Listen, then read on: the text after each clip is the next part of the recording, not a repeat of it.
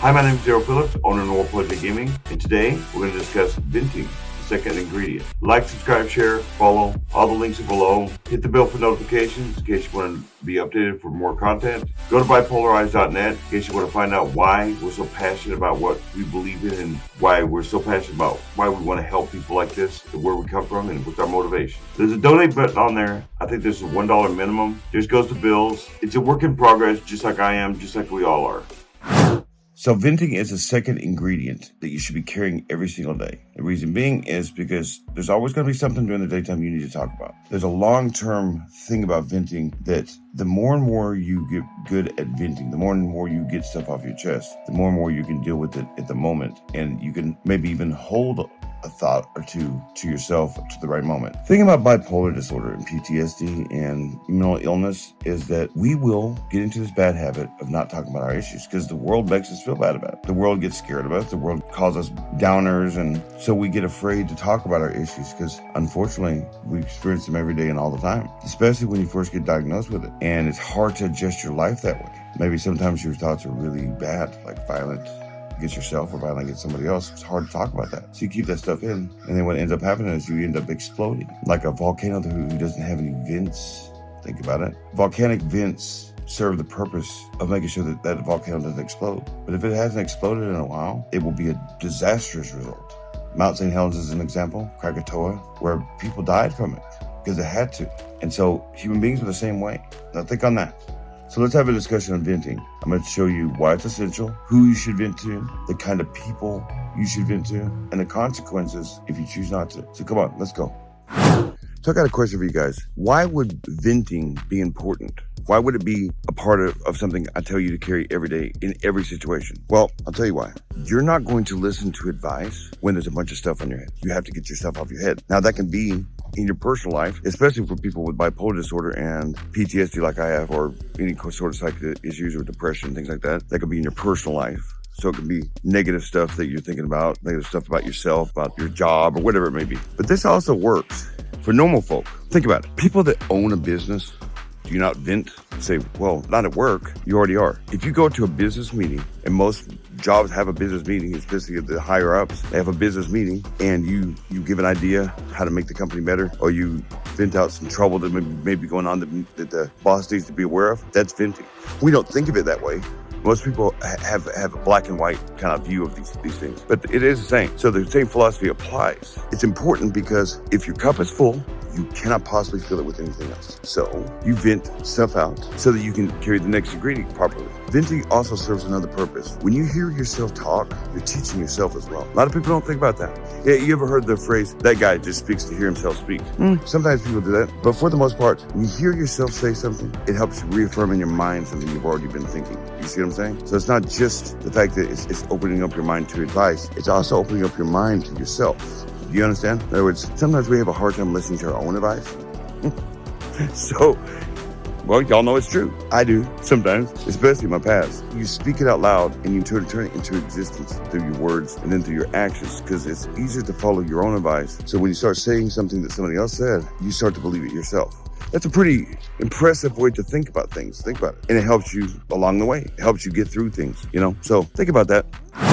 So there is a right way to do this and a wrong way to do this. The right way is the way I'm trying to show you. Talking to someone that they can understand and they can take.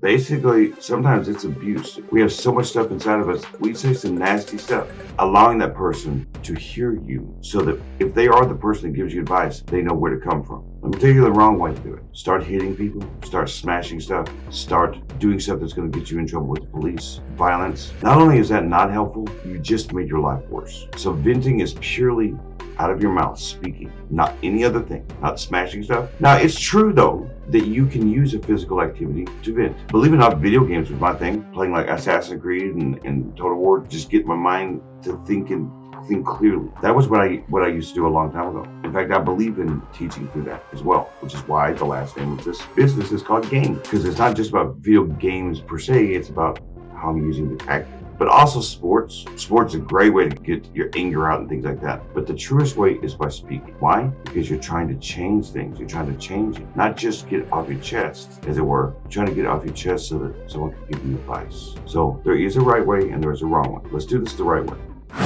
So I got a question. What kind of person can you vent to? Because you don't want the kind of person that is going to call the police every time you say something towards yourself or towards someone else. They have to be a kind of person that understands what you're doing. Don't just vent to anyone, in other words, because there are a lot of people who cannot handle it and will take it as abuse. There's a lot of people that cannot handle it and that will be scared for you and end up calling the police on you or the hospital for a needless reason, all because you were actually trying to help yourself. They didn't see it that way. So you got to be very choosy about this. Now, if you don't have anybody in your life, the truth is counselors are going to be the best way to do this because they are trained to do this. In my case, I just so happened to have my third business partner, my silent business partner. She saved my life. I just happen to have her so that I both have an advisor and I have a person I can vent to. You understand? That's not everybody's situation, but I just so happen to get, a gift from God if you believe in God. And so not everybody has that. So the truth is probably counselors are going to be the best way to get yourself off your chest. That doesn't mean you have to take advice from them. The person that's venting has to have a different personality than the person that's giving you advice. You understand? Now I got lucky and got both. And sometimes you get lucky and then you can take advice from somebody that you're also venting to. That's a good friend. That's a good person for you. However, a lot of times what ends up happening is the person you're venting to, the person you're getting yourself off your chest on, maybe they're not very good at advising people. Maybe they're not very good and their advice is not good for you. Well, that's not going to be the person you get advice from. So you understand what I'm trying to say? But the person you vent to has to be able to handle it. There's zero chance that you want to go to the hospital and to the jail every single time that you say something negative, because normal folk don't understand that there's a lot of negativity that goes on in our heads. So be choosy. Don't just vent to anybody. Do you understand? That person that you're venting to has to be able to take it. They have to be able to take it. They can't just, you don't want to walk around depressing people all the time. And you have to be understanding of them, so that person has to be able to take it. So just be aware of that. Be aware of that situation, that you don't just vent to everybody. You understand? Okay, so what if you choose not to vent? Let me tell you the truth. There are consequences to that, and sometimes really bad. 2 years ago, I chose not to vent about something. I ended up in jail because of it. Now, I won't go into my case or anything else like that. Basically, I tried to commit suicide, and I got accused of domestic assault because Sophia tried to stop me. So there was cuts on her hands from the sword I tried to use to stick to my carotid artery. Well, that's a consequence. All because I chose not to fully vent.